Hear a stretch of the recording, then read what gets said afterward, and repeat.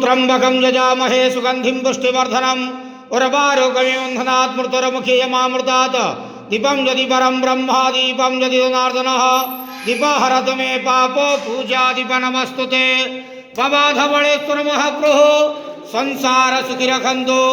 आज शुभ सोमवार रे समस्त श्रद्धालु भक्त मान को आशीर्वाद करंतु, मनस्कामना पूर्ण करंतु, कर्म क्षेत्र उन्नति करंतु, ग्रहरिष्टमान खंडन करंतु, जगतर मंगल करंतु, ईश्वर कल्याण करंतु, आपण नाम विख्यात करंतु। महाप्रभु धवळेश्वराय नमो नमः, बाबा धवळेश्वराय नमो नमः। संसार सुखी रखंतु, आनंद के वार हरि बोलो। आज शुभ सोमवार रे समस्त श्रद्धालु भक्त मान को आशीर्वाद करंतु, आनंद के वार हरि बोलो।